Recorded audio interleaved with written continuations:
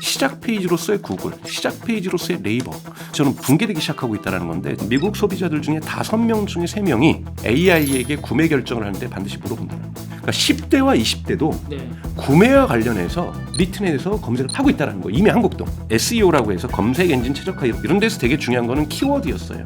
근데 AI 검색에서는 중요한 건 인텐트라는 개념입니다. 이용자들의 의도 분석하는 것이 훨씬 더 중요하고 스키마 마크업이 대단히 중요합니다. 그러니까 이 기계한테 친절하게 이 컨텐츠가 무엇인지를 얘기를 해줘야 되는데, 뭐 이런 식으로 표현하면 죄송한데 현대자동차의 캐스퍼 EV 전기차 웹사이트를 분석을 해봤어요. 정말 그건 마크업이 제로더라고요. 그럼 이런 거는 AI가 접근 안 합니다. 저는 한국에서 컨퍼런스는 지금까지는 없었다고 생각해요. AI 검색 시대의 마케터 입장에서 집중해야 될 부분이 무엇인지에 대한 노하우와 하우투를 만나보시게 될 거예요. 네, 안녕하세요. 티타임 종재 기자입니다. 저희가 이번에 이 AI 검색에 특화돼서 또 특히나 이제 마케팅적인 측면에서 오프라인 행사를 준비를 하고 있습니다. 이와 관련해서 이 AI 검색 시장, 그다음에 AI 에이전트 시장, 특히 이 마케팅의 관점에서 어떤 변화가 있을지 강정수 박사님께 미리 들어보는 시간을 마련했습니다. 안녕하십니까? 안녕하세요. 반갑습니다. 오늘은 에이전트, 특히나 이제 검색에 초점을 둔 AI 에이전트에 대해서 이야기를 할 건데, 우리가 검색 시장이 앞으로 많이 변할 수 있다라고 이야기들을 하잖아요. 스튜디오에서 한두 달 전에 그 퍼플렉시티의 아라빈드 스리니바스 대표님을 모시고, 또 얼마 전에 또 라이너의 김진우 대표님도 오셨거든요. 그래서 얘기를 들어보면 확실히 예전에부터 이제 강 박사님이 말씀을 해주셨던 이 검색을 많이 쓰는 사람들 위주로 이 AI 검색 쪽으로 끌어들이겠다라는 목표는 확실히 있으시더라고요. 네네. 그래서 우리 그 디커플링이라는 책 보면은 엄청난 공고한 성을 이루고 있을 때 그 중에 하나의 사슬을 끊어서 가져간 다음에 전체를 먹게 되는 그런 공략법이 있잖아요. 그런 면에서 봤을 때 내년은 굉장히 중요한 시기가 될 것 같다. 그럼요. 이미 AI 검색이 한국에는 아직 전면화가 되고 있지 않죠. 예를 들면 구글의 AI 오버뷰가 한국을 아직 서비스를 올해 시작하겠다고 했지만 내년으로 좀 연기된 상태고요. 그리고 네이버의 큐도 아직 뭐 그렇게 적극적으로 사람들이 쓸 수 있도록 문을 열어놓지는 않은 상태이긴 하죠. 지금 이제 쓸 수 있는 거는 퍼플렉시티라든지 또는 라이너라든지 또는 리튼이라든지 이런 서비스들, 그리고 또 뭐 오픈 리서치라고 또 카카오 출신 분이 또 큰 투자를 받아서 준비를 하고 있습니다. 그러나 이제 여러분도 아시는 것처럼 서치 GPT가 연말에 전면화가 될 것 같고요. 그러면서 이미 미국에서는 이 지각 변동들이 이루어졌어요. 말씀하셨던 것처럼 코어 그룹을 끌어내면서 새로운 습관들을 만들어지는 집단들 중에는 일종의 하드 유저라고 얘기를 하죠. 그러니까 검색을 많이 하는 사람들, 이런 사람들 중심으로 리서처라든지 또는 뭐 학자라든지 또는 이 펀드 매니저라든지 또는 기자라든지 이런 분들이 요즘 퍼플렉시티를 대단히 많이 쓰고 있고, 미국에서도 한 번 쓰면 못 빠져나온다 뭐 이런 말이 있을 정도로 저 또한 지금 퍼플렉시티를 자주 쓰고 있는데요. 또 다른 변화도 있습니다. 우선은 미국에서 나타나는 변화들인데 이미 2023년부터 구글에서도 이걸 인정하고 있는 거죠. 그분이 뭐라고 얘기를 했었냐면은 10대들하고 20대들은 점심 먹으러 어디 갈지 검색하는 걸 이제 더 이상 구글 지도에서 안 한다. 그들에게는 인스타? 그렇죠. 인스타하고 틱톡을 많이 하는데요. 그러니까 기본적으로 구글이라는 서비스가 너무 낡았다라고 부모님들이 쓰는 서비스라고 생각을 하는 경향들이 강해지고 있다는 거예요. 그걸 본인들이 알아요? 구글이 알고 있어요. 그러니까 특히 그러면서 이미 맛집이라든지 어떤 옷을 입을지 이런 뷰티라든지 패션이라든지 또는 이 푸드라든지 레스토랑이라든지 이거 관련돼서는 40% 정도가 10대, 20대는 이미 틱톡과 인스타그램에서 사용하고 있다는 거예요. 이 부분이 있고, 또 하나는 한국은 네이버가 쇼핑을 어느 정도 장악을 하고 있어서 쇼핑 검색이 네이버에서 이루어지고 있지만 미국 같은 경우에는 쇼핑 검색의 다수는 아마존과 월마트에서 이루어지고 있습니다. 그렇죠. 와우 같은 경우에는 월 단위로 결제를 해서 월 단위로 해지를 할 수가 있지만 아마존은 1년 단위거든요. 1년 단위로 하게 되면 어차피 물건을 아마존에 살 거니까 흔히 말하는 프로덕트 서치라고 하는데 이런 제품 검색은 아마존 가서 하게 되는 경향성들이 있어요. 그런데 우선은 좀 보셔야 될 것들은, 저는 기본적으로 구글이 지배했던 네이버가 지배했던 이 모노컬처, 시작 페이지로서의 구글, 시작 페이지로서의 네이버, 이런 지배력이 저는 붕괴되기 시작하고 있다는 건데, 지금 불편한 건 뭐냐면 인스타그램과 틱톡의 행보인데, 저도 인스타그램 보다 보면 여기 레스토랑 한번 가봐야지 이런 생각이 들어요. 문제는 거기서 예약이 안 돼요. 그렇죠. 그러면 결국은 네이버 지도나 뭐 캐치테이블 이런 앱을 켜서 다시 검색해서 너무 불편해요. 그럼 여러분 이거를 불편한 거를 인스타그램이나 틱톡이 모르고 있을까요? 알겠죠. 그렇죠. 네. 틱톡은 미국 서비스 같은 경우는 대단히 검색이 잘 돼 있어요. 근데 거기다가 AI 검색을 또 추가하려고 하고 있고 예약과 구매까지 이루어질 수 있도록 즉 거기를 떠나지 않게 만들려고 하고 있는 거죠. 굳이 다시 구글을 들어와서 다시 네이버로 들어와서 다시 구글 지도로 와서 다시 네이버 지도로 와서 검색을 해야 되는 건 사실은 이용자 입장에서는 불편한 겁니다. 내가 사고자 하는 영감을 받은 곳에서 구매와 예약이 다 이루어질 수 있도록 하는 것. 이런 부분들이 중요한 거고 여러분 만약에 여러분들이 오픈 AI 대표라면 샘 알트만이라면 서치 GPT는 어떤 전략을 쓰겠냐면 저 같으면 어떻게 쓰냐면 애플과 함께 서치 GPT를 갖다가 시리에 붙이는 것도 하겠지만 대단히 광범위하게 뭐도 할 거냐면 트립 어드바이저라든지 부킹닷컴이라든지 익스피디아 이런 데다가 서치 GPT를 붙여주세요. 그럼 여기다가 우리가 지금까지 학습했던 밖에서 학습했고 밖에서 찾을 수 있는 것과 여러분들 내부역까지 결합시켜 드릴게요.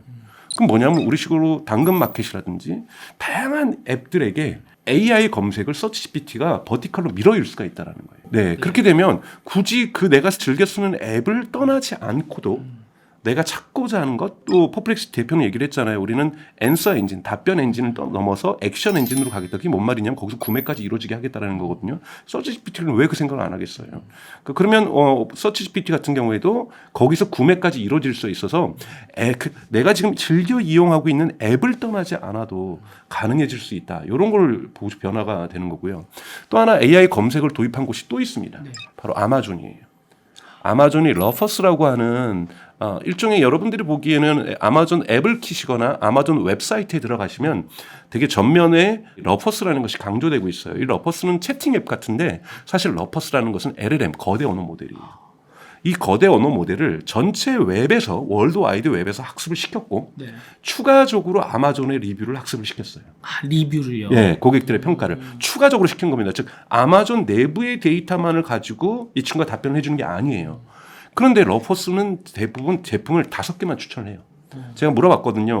50대 남성 건성 피부일 때 어떤 스킨 로션 쓰면 뭐가 좋을지라고 물어보면 상위 5개 한국 제품 안 껴있어요. 기가 막힙니까? 근데 추천은? 좋아요. 그러면서 저한테 또 물어봐요. 너가 어떤 종류의 건성 피부인지 저한테 대화를 하면서 계속해서 개인적인 어떠한 맞춤형 답변을 하기 위해서 더 노력을 하거든요. 이게 조금 더 가면은 써보시고 개인 리뷰를 하고 나면 걔가 또 그걸 학습해갖고 답해줄 수도 있는 거잖아요. 네, 그리고 아마존의 리뷰만 학습하는 것이 아니라 다른 언론에 있는 이러한 리뷰들도 다 가지고 와서 학습을 했어요. 그러면 이것이 지금 어떤 기능을 하냐면 이런 것을 AI 쇼핑 에이전트라고 얘기를 해요. 요즘 AI 패션 스타일리스트 에이전트, AI 뷰티 에이전트 이런 것들이 다 나오거든요. 그런데 이제 아마존 같은 경우는 LLM을 스스로 개발을 해서 이걸 만들었기 때문에 여기에 학습되지 않아서 제품이 추천을 못 받으면 그 제품이 판매에 큰 영향을 미칠 수가 있다는 거죠. 예전에는 검색했을 때 상단에 올리려고 광고를 많이 했잖아요. 근데 그때는 그래도 내리면 보이긴 했는데 이제는 딱 5개만 추천해주면은 보통 그 5개 안에서 구매를 결정할 거기 때문에 예전보다 피해가 훨씬 크겠네요. 그렇죠. 그리고 여러분 서치 GPT도 저는 비슷한 모습일 거라고 생각하는데 퍼플렉시티 써보시면 대답이 잘 나오잖아요. 흔히 말하는 페이지 2, 페이지 3이 없다라는 걸 여러분 명심하셔야 됩니다.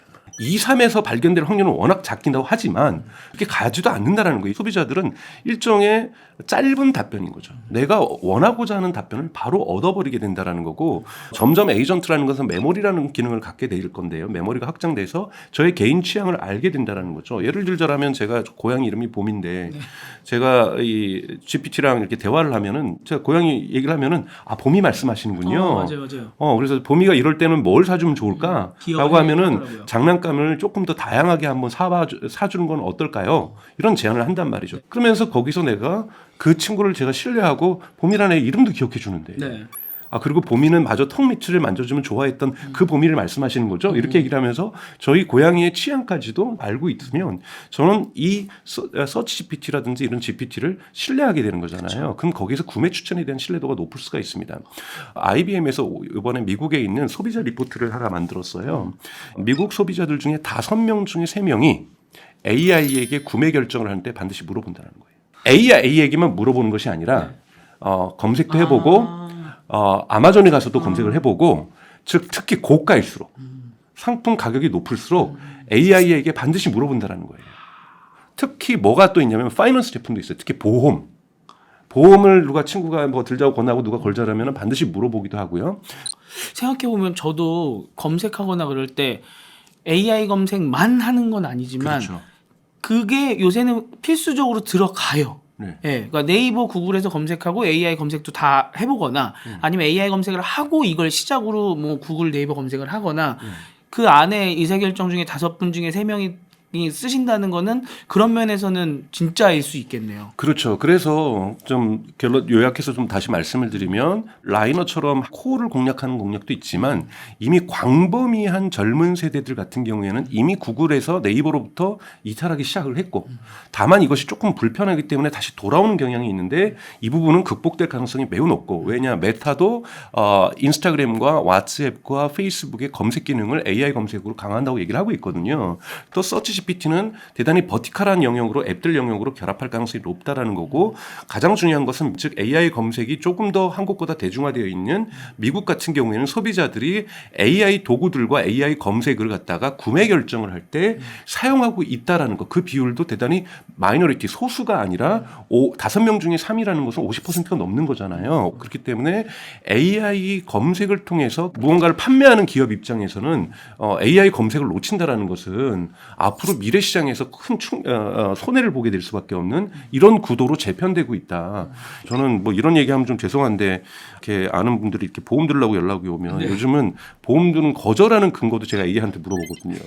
거절하는 구실 좀 네가 좀 잘 마련해 달라. 멋진 문장으로 그분이 기분 상하지 않게. 그럼 그런 것도 만들어 주거든요. 네. 그래서 사실은 이 AI 도구들이 우리 일상에서 많은 도움을 주고 있기 때문에 쉽게 봐서는 안 되는 거고요. 네. 또 이제 AI 검색에서 이제 또 구별을 해야 되는 서비스가 두 가지가 있죠. 하나는 네이버나 구글처럼 전통 검색과 AI 답변을 결합하는 양식이 있죠. 네. 그래서 사실은 구글 오버뷰가 그렇잖아요. 상단에 구글 답변이 있고 나머지 부분은 전통적인 구글 검색하고 같죠. 네. 그러니까 이러한 방식의 AI 검색이 결합된 경우가 있는 거고요. 네. 근데 이제 사람들이 스크롤해서 내려가겠느냐? 그러지 않을 거라고 보고 있는 거고요. 두 번째는 순수하게 퍼플렉시티나 또는 라이너나 리튼이나 또는 대표적으로 서치 GPT가 되겠죠. 이거는 순수하게 AI만으로 작업을 하고 있는 거죠. 네. 이런 거는 이제 보통 우리가 여러분 레그라는 기법을 써서 이제 검색을 활용하게 되는 건데 여러분 아시는 것처럼 이 생성 AI에는 할루시네이션, 환각 문제가 존재하기 때문에 그리고 학습 데이터가 오래되었기 때문에 최신 데이터를 가져오기 위해서 가장 그 최신 정보를 가지고 와서 답변을 형성하기 때문에 이런 레그 데이터를 쓰고 있는 거고요. 그러니까 당연하게 레그 데이터를 갖추지 않은 웹사이트 같은 경우에는 발견되기가 어렵다고 볼 수가 있는 거고 또 뭐 조금 뒤 마케팅 노하우에서 말씀드리려고 했는데 말씀을 좀 드리면 SEO라고 해서 검색 엔진 최적화 이런 것들이 되게 큰 시장으로 존재했었잖아요. 그렇죠. 기업들도 많이 하고 계시고 이런 데서 되게 중요한 거는 키워드였어요. 이미 이제는 전혀 작동하지 않는다고 보는데 레리 페이지가 만들었던 이 페이지 링크라는 이 개념 이건 네이버도 채용하고 있는 거거든요. 그러니까 즉 월드 와이드 웹이 탄생했을 때 그 로직으로 해서 많이 인용되고 있는 웹사이트. 즉 우리가 그거를 인링크가 많다라고 얘기를 하죠. 인링크가 많은 웹사이트가 검색 결과에 상위에 올라가서 다른 보조 사이트를 만들어서 이 웹사이트를 많이 인용하는 형식으로 링크를 거는 형식으로 여기에 가치를 높여놓고 여기에 키워드 때려받고 해가지고 상위에 노출되게 하는 방식을 취했단 말이죠. 근데 AI 검색에서는 이러한 키워드 중심의 검색은 크게 작동하지 않는 걸로 요즘 연구 결과들이 학술 논문도 나오고 있거든요. 그래서 여기서 중요한 건 인텐트라는 개념입니다. 인텐트는 뭐냐면 이용자들의 의도. 네. 의도를 분석하는 것이 훨씬 더 중요하고 이 의도에 맞춰서 답변들을 가지고 있는 웹사이트의 컨텐츠를 더 상위에 노출하는 경향성이 있다라고 나오고 있어요. 그래서 뭐 이런 걸 오늘 모두 다 설명할 수는 없지만 컨퍼런스에 오시면 이런 얘기들이 더 자세하게 인텐트와 키워드의 차이점과 이것이 어떻게 작동하는지 여러분들 경험하실 수 있으실 거라고 저는 생각이 듭니다. 네. 그 라이너 대표님 나오셨을 때도 제가 이 관련해서 좀 여쭤봤었는데 어떤 검색들이 주로 노출이 되는지 얼마나 가중치를 주고 있는지 그런 말씀들을 살짝 해주셨거든요. 근데 그 인터뷰뿐 아니라 라이너 대표님도 또 나오시잖아요. 저희 그렇죠. 행사에 라이너 대표님 또 리튼 대표님 나오시고 SKT의 이제 에서 나오시고 제일기에서 이제 AI 쪽 맡아주시는 분들이 나오시고 또 이 강정수 센터장님 블루닷에 그다음에 또 블루닷의 이성규 대표님 이렇게 출격을 하시죠. 이 AI 검색과 이제 에이전트가 이 마케팅에 어떤 영향을 미칠 것인가, 그다음에 기업들이 어떻게 대처를 해야 되나. 저는 한국에서 컨퍼런스는 지금까지는 없었다고 생각해요. 아, 네, 그렇죠.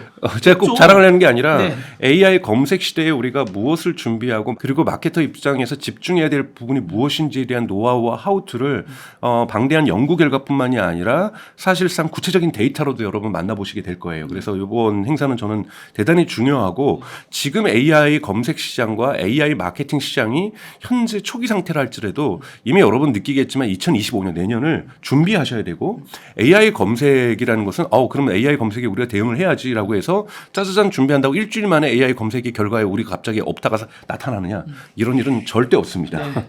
대단히 오랜 작업이 걸린다라는 거고 사실은 AI가 방대한 자료를 학습했기 때문에 심지어는 유튜브도 다 학습했잖아요. 그래서 이런 학습된 자료와 레그 데이터 이런 것들이 결합되어야만 사실은 효과적으로 작동할 수가 있는 거기 때문에 결코 하루아침에 되는 것이 아니기 때문에 미리미리 준비하셔야 된다는 차원에서 무엇을 준비하셔야 되는지 기업 입장에서 브랜드 입장에서 이런 부분을 좀 들으실 수 있고 구체적인 노하우를 가져갈 수 있는 부분이다라고 저는 생각이 들어요. 예를 들자면 제가 지난주에 리튼 대표님을 따로 만났었거든요.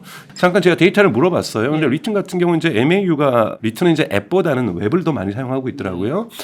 그래도 MAU가 400만이 넘는다고 말씀을 하시고 그리고 또 하나는 재미있는 것은 10대하고 20대의 이용자가 전체 이용자의 70%를 차지하더라고요. 우와, 네. 그런데 제가 제일 궁금했던 건 뭐냐면 그럼 그들은 어떤 인텐트를 가지고 있냐? 3위 안에 구매가 들어가 있어요. 그러니까 10대와 20대도 네. 구매와 관련해서 리튼에서 검색을 하고 있다는 거예요. 이미 한국도. 그들이 틱톡, 인스타에서 구매 욕구를 느끼시던 분이 벌써 이미 AI로 넘어왔군요. 네, 그러니까 즉 리튼에서도 10대, 20대가 70%를 차지하는데 질문의 의도를 분석해 보면 구매가 있어요. 이거 어떠니? 이 제품 어떻게 생각하니? 에어팟을 3세대를 살까 아니면 2세대를 사야 되나 뭐 이러한 질문들을 사람들이 자기가 갈등하고 고민하고 이런 선택의 그 고민 속에서 여러 가지를 물어본다라는 거죠. 생각해보니까 저도 했네요. 저도 폴드폰 요새 저는 좋아하거든요. 그래서 뭐 아너의 폴드폰이랑 이 갤럭시랑 비교해줘 이런 거 저도 한 적이 있네요. 네. 저도 그러면 했던 거네요. 그렇죠.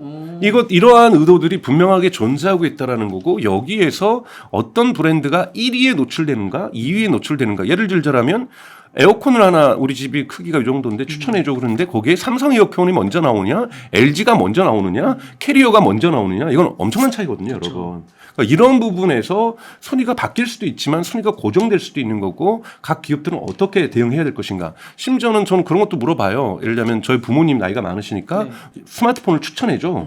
그러면 정확하게 제품 순서대로 딱딱딱딱 나와요. 물론 이것을 추천해주는 유튜브도 있습니다. 근데 유튜브 들어가서 보려면 구독하지도 않는 그 유튜브를 갖다가 아무리 2배속으로 보더라도 그것 봐야 되잖아요. 이런 식으로 구매 결정이 일어나고 있다는 겁니다. 그래서 대단히 중요하다라는 말씀을 좀 드리고 싶고요. 여기서 진짜 또 제가 짚고 넘어갈 게 순위도 중요한데요. 이게 AI가 이 마케팅적인 면에서 우리가 예를 들어 페이지에다가 기기 설명을 해놨으면은 AI가 얘를 잘 갖고 가서 요약하게끔 만들어줘야지. 그렇죠. 대답을 할 때 얘가 좋은 정보가 있을수록 AI가 저한테 잘 설명해 주잖아요. 네. 소비자한테. 네네. 근데 같은 되게 좋은 제품인데 마케터 입장에서 인터넷에 설명을 제대로 잘 못 해놔서 AI가 일부만 갖고 가갖고 설명을 개떡같이 했다. 이러면 소비자는 그것만 보고 결정하잖아요. 그렇죠. 그래서 스키마.org라고 해서 마크업, 스키마 마크업이 대단히 중요합니다. 기계라는 것은 이제 AI가 봇을 작동시켜서 가져가는 거니까 이 기계한테 친절하게 이 컨텐츠가 무엇인지를 얘기를 해줘야 되는데 사실은 뭐 이런 식으로 표현하면 죄송한데 현대자동차의 캐스퍼 EV 전기차 웹사이트를 분석을 해봤어요. 정말 그건 마크업이 제로더라고요. 그럼 이런 거는 죄송한 얘기지만 AI가 접근을 안 합니다. 여기가 뭐 있는지 뭐 이걸 오랫동안 분석을 해요. 빨리 가져가서 자기가 갖고 있었던 정보하고 해가지고 결합시켜가지고 답변 생성을 해줘야 되는데 뭐 여기는 그냥 건너뛰는 거죠. 그렇게 되면 소형 전기차 중에 탈만한 거 추천해줘라고 하면 그게 안 나오겠네요. 안 나올 수 있어요. 근데 물론 캐스퍼 EV에 대한 것은 현대자동차의 웹사이트뿐만이 아니라 다양한 뉴스라든지 기사에 적혀 있기 때문에 추천을 해줍니다만 현대는 그거는 흔히 말하는 페이드 미디어, 뭐 그러니까 자기 오운드 미디어가 아니잖아요. 오운드 미디어가 아닌 곳에서 나온 내용으로 즉 자신이 컨트롤할 수 없는 내용으로만 답변이 된다라는 거예요. 그렇게 되면은 자세하지도 않고 예를 들어 네거티브 정보가 들어갈 수도 있는 거고. 그럴 수도 있고 자기가 좀 강력 강조하고 싶은 부분이 강조가 안 되는 거죠. 저희 회사에서 사실은 이제 영어로만 퍼플렉시티, 챗GPT, 그다음에 구글 AI 오버뷰 세 군데에서 조사를 해봤어요. 현대자동차, 토요타, 혼다 세 개를 비교해봤을 때 현대자동차는 두 부분에서 혼다하고 토요타하고 비슷하거나 좀 더 우월한 부분이 있었는데 그것이 뭐냐면 sustainability, 지속 가능성, 그다음에 technological integration, 기술적인 어떤 통합성 이 부분이 앞서 있어요. 왜 그러냐면 요즘 미국에서 현대차와 기아차 EV가 잘 팔려서 그렇습니다. 그러니까 원래 토요타가 이거는 앞서야 되는 거거든요. 하이브리드로 많이 기여를 했기 때문에. 그렇죠. 근데 이 전기차가 현대 기아차가 지금 많이 팔리면서 현대에 대한 브랜드 이미지가 대단히 좋아졌어요. 그래서 이 두 부분은 대단히 앞서지만 여전히 예를 들자면 이 세이프티 문제, 차가 안전한가 이거는 전통적으로 토요타하고 혼다가 좋은 평가를 받았기 때문에 EV라고 해서 이 부분을 월등히 앞서가지 못하거든요. 이렇게 이것도 저희가 맛보고 그림은 이미 보이셔서 아시겠지만 현대차가 검색에서 어떤 한 측면만을 볼 수는 없거든요. 다각도로 봐야 되는 거고 한 브랜드가 미국에서 영어권에서 어떠한 위치를 점하고 있는 걸 아셔야 그래야 무엇을 보완하실 줄 아실 거 아니에요. 굳이 서스테이너빌리티로 콘텐츠를 또 만들 이유는 없거든요. 이미 앞서 나가고 그렇지. 그렇게 보이고 있는데. 그렇죠. 세이프티 부분은 여전히 좀 떨어지고 있다라면 높여야 되고 릴라이어빌리티 그러니까 신뢰성 이 부분도 좀 떨어지고 있어요. 왜냐하면 전통적으로 혼다나 토요타는 잔고장이 없는 차로 유명하거든요. 그러다 보니까 이런 평가들 속에서 좋은 부분이 있단 말이에요. 근데 전기차는 기본적으로 내연기관에 비해서 잔고장이 적을 수밖에 없거든요. 왜냐하면 부품 수가 절대적으로 적으니까요. 그러다 보면 이거는 이 부분을 강조해야 되거든요. 현대에서 AS 부분에 있어서 전기차 부분에서 얼마나 AS가 잘 발생하지 않는가에 대한 통계들을 내놓으면서 릴라이어빌리티 부분에서 현대가 다시 마케팅적으로 콘텐츠 마케팅을 통해서 이 부분을 강화할 수가 있는 거거든요. 그래서 단순하게 우리가 먼저 추천되느냐 안 추천되느냐 제품으로서 이것도 중요하지만 전체적으로 어떤 부분은 강점이 있고 어떤 부분은 약점이 있는지를 분명하게 알아야 이 약점을 강화할 수 있는 이러한 전략을 마케팅 전략을 세울 수가 있기 때문에 AI 검색에서 우리가 어떤 수준인지 있는지를 여러분 분석하는 것은 AI와 검색 시대에 있어서 마케팅 전략을 세우는 데서 첫 출발점이 될 수 있다.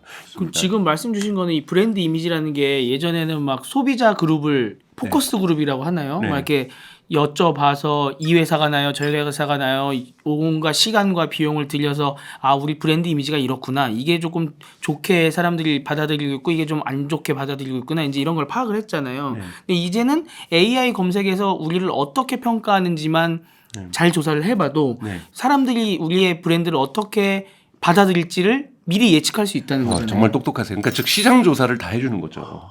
사실상 우리의 브랜드 포지셔닝을 말씀하셨던 포커스 그룹이나 샘플링을 통해서가 아니라 대단히 광범위한 영어 언어권, 한국어 언어권, 일본어 언어권, 독일어 언어권, 스페인어 언어권 이런 식으로 다 분석할 수가 있습니다. 다 분석해서 우리의 브랜드의 포지셔닝이 무엇이고 우리의 강점이 무엇이고 우리의 약점이 무엇인지 아까 말씀드렸던 보여드렸던 이 그림에서 똑같이 이러한 이 센티멘털 애널리시스를 저희가 예를 들면 아모레 퍼시픽이 할 수는 없거든요. 거긴 기준이 달라야 되거든요.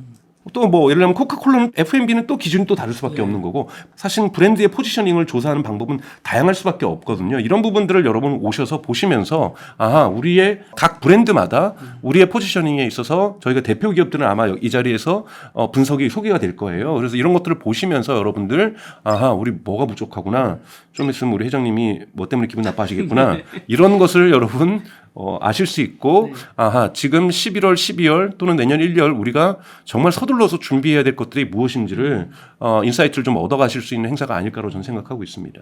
마지막으로 들어보니까 이 우리만 분석되는 게 아니라 경쟁자 분석하려면 굳이 돈 들여갖고 이렇게 할 필요도 없었고 하려고 하면 돈과 시간이 많이 들었을 텐데 굉장히 쉽게 우리 경쟁사의 이미지, 브랜드 이미지까지도 다 실시간으로 막 이제 분석이 가능하다는 거죠. 그렇죠. 히스토리컬하게 볼 수가 있는 거고 그런 거는 뭐 여러분들 컨퍼런스에 오셔서 그래서 종합 토론 시간에는 다양한 질문들 그래서 마케터들 위해서 이거는 맞춤형 컨퍼런스이기 때문에 마케터분들 오시면 또 뭐 PR 담당하시는 분들도 오셔도 좋죠. 그러면서 여기에서 우리 브랜드가 현재 처한 부분과 무엇을 할 것인지 어떻게 할 것인지 하우투까지 좀 얻어가실 수 있는 시간이 되지 않을까라고 저는 생각이 듭니다.